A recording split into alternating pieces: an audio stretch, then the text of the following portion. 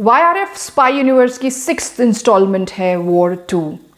कबीर यानी कि ऋतिक रोशन का जो कैरेक्टर है अपीयर्स टू हैव गॉन रोग और लगभग 2 सालों से इंटरनेशनल मर्सनरी का काम कर रहे हैं, यानी कि एक कॉन्ट्रैक्ट किलर है, फ्रीलांसर कॉन्ट्रैक्ट किलर है।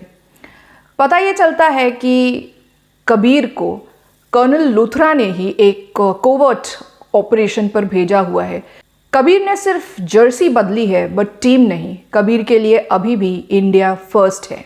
दिखाया गया है कि इस कोवर्ट ऑपरेशन में कबीर कली के पीछे है। कली एक इंटरनेशनल कार्टेल है। लगभग 7 देशों के high profile politicians and business persons इसमें इन्वॉल्व्ड है। China, India, Pakistan, Russia, Sri Lanka and Myanmar. ये इंटरनेशनल कार्टेल जो है दुनिया पर कंट्रोल करना चाह रहा है और इस इंस्टॉलमेंट में ये दिखाया गया है कि इस कार्टेल का, कली का टारगेट इंडिया है और वो इंडियन पीएम को मारना चाहते हैं एंड इंडिया पर कंट्रोल करना चाहते हैं। इंडिया की जो डेमोक्रेसी है उसे ख़त्म करना चाहते हैं। फिल्म की शुरुआत तो बहुत इम्प्रेसिव लगती है। Hrithik Roshan looks out of the world, no less than any Hollywood superstar. Colonel Luthra यानी आशुतोष राणा ने जो कैरेक्टर प्ले किया है, उनके प्लान के अनुसार कबीर को अनफॉर्चुनेटली कर्नल लूथरा को मारना पड़ता है, क्योंकि कली का विश्वास जीतने के लिए इसको करना इनएविटेबल है, इसे करना ही होगा, ऐसा कर्नल लूथरा का कहना होता है। तो बड़ी मुश्किल से ऋतिक रोशन जो है कर्नल लूथरा का मर्डर कर देते हैं एंड इस सीन को काफ़ी अच्छे से ऋतिक रोशन ने अदा किया है। कर्नल लूथरा की बेटी का कैरेक्टर विंग कमांडर काव्या नाम से है एंड इस कैरेक्टर को कियारा आडवाणी ने निभाया है। अब कर्नल लूथरा के मरने के बाद रॉ चीफ की जगह विक्रांत कौल ले लेते हैं और विक्रांत कौल का कैरेक्टर अनिल कपूर ने प्ले किया है। मिनिस्टर सारंग, ये कैरेक्टर वरुण बदोला ने प्ले किया है। मिनिस्टर सारंग के रेकमेंडेशन पर रॉ चीफ विक्रांत कौल मेजर विक्रम चेलापति यानी कि NTR जूनियर और काव्या को लेकर के एक टीम बनाते हैं जो कबीर के पीछे जाते हैं to avenge the death of colonel Luthra. So from here the sequence of events follow कि किस तरह से ये टीम एक साथ काम करती है, एक दूसरे के अगेंस्ट जाती है, कली तक पहुंचते हैं, कली को कैसे ख़त्म करते हैं, नहीं ख़त्म करते हैं। So war 2 is all about this is the story line. मेरे ख्याल से ये फिल्म स्टारी दिखाने में, ग्रैंड दिखाने में, अपीयरेंस वाइज बहुत अच्छा दिखने में ज़्यादा फोकस कर दिया मेकर्स ने, rather than focusing on developing the intensity of the plot और द स्टोरी। फॉर एग्जाम्पल, जब कबीर मेजर विक्रम से मिलने जाते हैं स्पेन में हेल्प मांगने के लिए, एक मिशन के लिए, तब आई डोंट नो ये कबीर ने सोचा या नहीं सोचा कि कली जिसकी नज़र हर एक जगह पर होती है, खास करके कबीर पर होती है, वहीं पर ये गाना शुरू हो जाता है जनाबे आली। I like the song very much but I did not like the placement of this song. यहाँ पर ज़रूरत नहीं थी क्योंकि we were as an audience हम जानना चाह रहे थे कि अब आगे क्या होने वाला है। और ख़ास करके मैं तो इसी सोच में थी कि ये कबीर किस तरह से आकर के मेजर विक्रम से मिल रहा है और फिर क्या कली की नज़र नहीं होगी इस वक्त यहाँ पर, उसको स्पेसिफाई नहीं किया, उसको दिखाया नहीं गया है। सो इस तरह से कई सारे इंस्टेंसेस इस फिल्म में हैं। फॉर एग्जांपल एक और इंस्टेंस अगर मैं आपको बताऊं तो काव्या के फादर का मर्डर कबीर ने किया है, ऐसी ही जानकारी रॉ वालों को है। तो Kavya is like very angry के मतलब ऐसे कबीर डायलॉग भी मारते हैं कि काव्या देखते ही गोली मार देगी, बट जब भी काव्या और कबीर का आमना सामना होता है काव्या देखते ही गोली मारती ही नहीं है। So that is also somewhere logically unacceptable. NTR junior का जो कैरेक्टर है वो एक कॉम्प्लेक्स कैरेक्टर है। वो इंडिया की तरफ है या नहीं है, इसको काफ़ी अच्छे से दिखाया गया है कि मतलब वो विलन है, पहले लगता है कि दोस्त है, फिर विलन जैसे वो पेश आते हैं एंड देन फिर कबीर सक्सेसफुली उनका मन परिवर्तन कर लेते हैं और दोनों मिलकर के कली को ख़त्म करने का काम करते हैं। This eventually happens in the film but really जब फिल्म ख़त्म हो रही थी तब मुझे पता नहीं था, जब स्पाई यूनिवर्स की अगली इंस्टॉलमेंट्स जो आएंगी तो उसमें मेजर विक्रम उर्फ रघु भी उनका नाम है फिल्म में, ये अपने इस कैरेक्टर को, उनकी जो पर्सनालिटी का ये ट्रेट है, इसी को कंटिन्यू करेंगे या फिर से पलटी खा जाएंगे। सो इसके बारे में कहा नहीं जा सकता, इसके ऊपर एक क्वेश्चन मार्क है मेरी राय में तो। But NTR junior has done a good job. Kiara Advani के कैरेक्टर को और ज़्यादा डेवलप करना चाहिए था। This girl has tremendous potential, but इनका character it's not even close to जो पठान में दीपिका पादुकोण का कैरेक्टर था। इस कैरेक्टर को, कियारा आडवाणी के कैरेक्टर को, काव्या के कैरेक्टर को डेवलप नहीं किया गया है। बहुत ही कम स्क्रीन टाइम है काव्या के कैरेक्टर का। शुरू में उनको एक अवार्ड मिलता है, वो दिखाया गया है, एंड देन वो उस टीम का हिस्सा बन जाती है। ऋतिक रोशन के साथ कुछ सेकंड्स का एक स्टंट सीन है उनका, वे शी लूजेस कबीर, वो नहीं पकड़ पाती है, she can not over power Kabir, जो देखने में काफ़ी अच्छा नहीं लगा मुझे।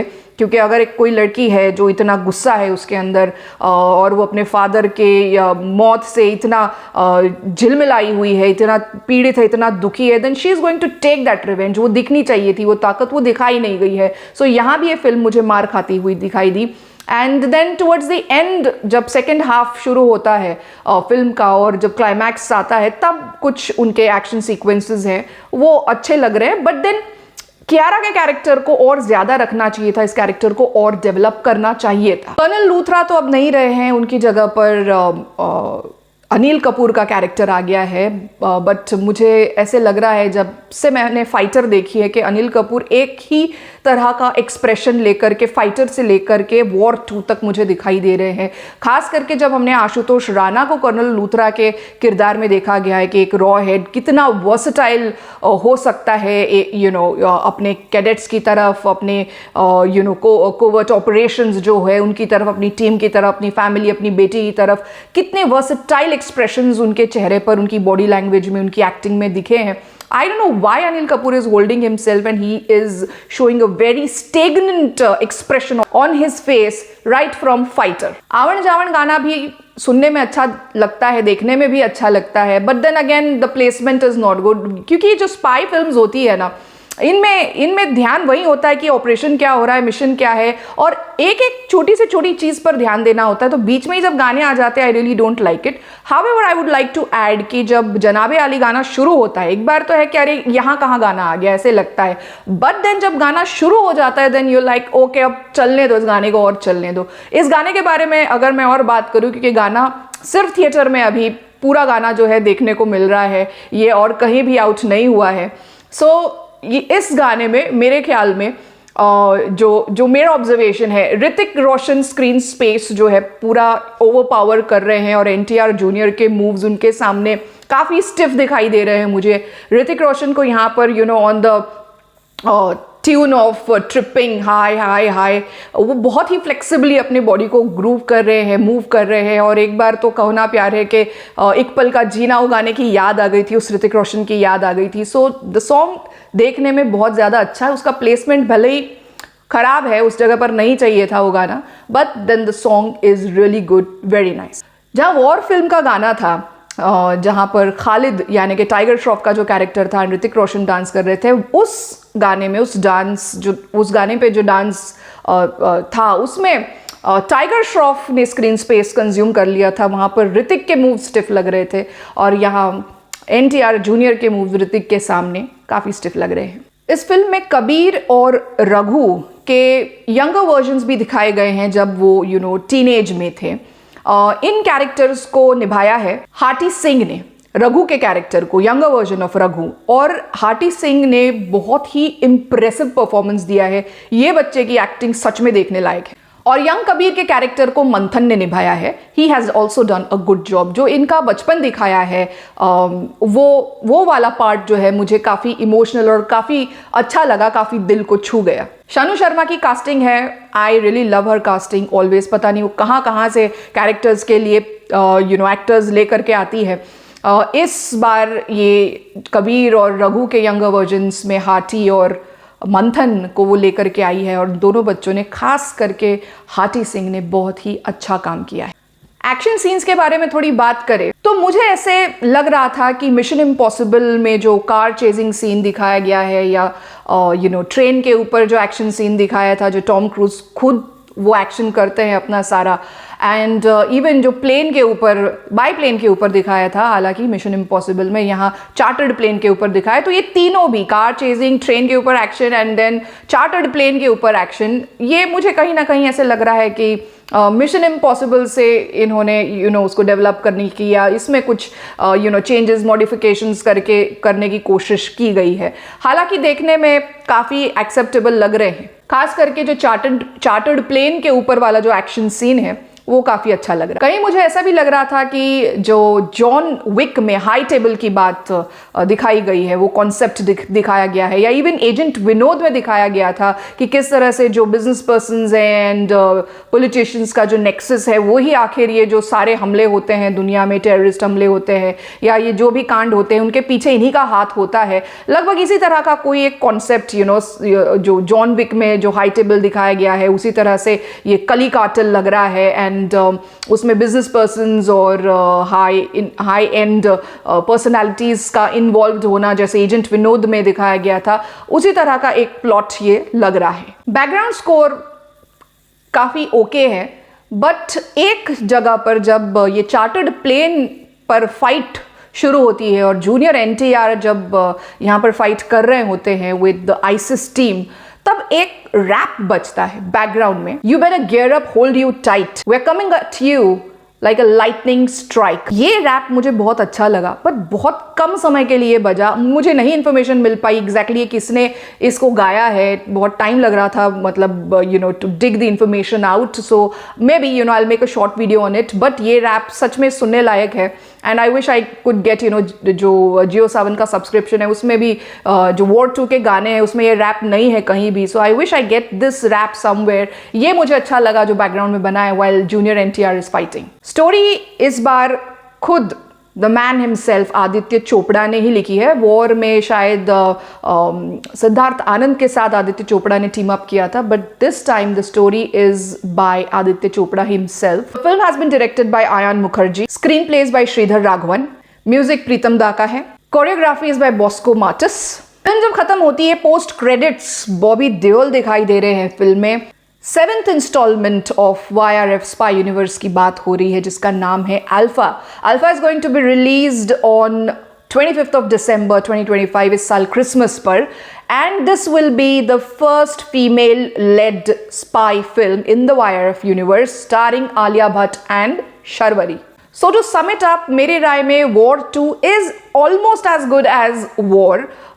मुझे ऐसे लगता है कि सिद्धार्थ आनंद का डायरेक्शन ज़्यादा अच्छा था कंपेयर्ड टू आयान मुखर्जी। दिखने में फिल्म ज़्यादा अच्छी है, कई सारे मोमेंट्स हैं जो इम्प्रेस करते हैं फिल्म में, but it is not of the type के मिशन इम्पॉसिबल या जॉन विक जैसी कोई फिल्म बन गई। I mean, मुझे ऐसे लगता है बहुत ज़्यादा हाई एक्सपेक्टेशंस थी मेरी। YRF की फिल्म है, ऋतिक की फिल्म है, वॉर 2 है एंड NTR जूनियर है साथ में, तो ऐसे लग रहा था कहीं मिशन इम्पॉसिबल के टक्कर की तो कोई फिल्म नहीं बनाएंगे लोग, बट नहीं, ये उस तरह की फिल्म नहीं है। ये काफ़ी बॉलीवुडिश है एंड स्टारी अपील वाली फिल्म है। जो इसमें जो कहानी है या जो इसका मैटर है वो उतना तगड़ा नहीं है, यानी कि जितना स्मूथ मिशन इम्पॉसिबल बहता है, जो भी म्यूज़िक उसमें बजता है, स्क्रीन प्ले जिस तरह से वन आफ्टर द अदर आगे जाता है एंड इतनी स्पष्टता से वो फिल्में सारी की सारी इंस्टॉलमेंट्स जो मिशन इम्पॉसिबल की है, वो भी एक स्पाई फिल्म है, किस तरह से वो मिशन अकम्प्लिश करती, उस लेवल की तो नहीं है। But come on YRF, I think you can do it. कम से कम उसके जैसी या उससे बेहतर फिल्म बनाने की कैपेसिटी आप रखते हैं, so please do try for it. Film में कबीर, पठान, टाइगर का जिक्र भी करते हैं, तो कहीं लगता है कि मे भी सारों को एक साथ देखने को मिले कभी। मुझे ऐसे भी लगता है कि वॉर में जो खालिद का कैरेक्टर था, यानी टाइगर श्रॉफ का जो कैरेक्टर था, उसे ना मारते तो अच्छा रहता, यानी कि YRF स्पाई यूनिवर्स में खालिद का भी कंटिन्यूएशन होना अच्छा होता। अच्छा कैरेक्टर था खालिद का। एंड अब इसमें NTR जूनियर भी शामिल हो गए हैं, फिर आलिया, शर्वरी, बॉबी भी आने वाले हैं। आई होप खालिद भी कहीं से आ जाए, कहीं कुछ ऐसी कहानी वो लोग प्लॉट कर दे, डेवलप कर दे कि खालिद की डेथ नहीं हुई थी, तो अच्छा रहेगा मेरे हिसाब से।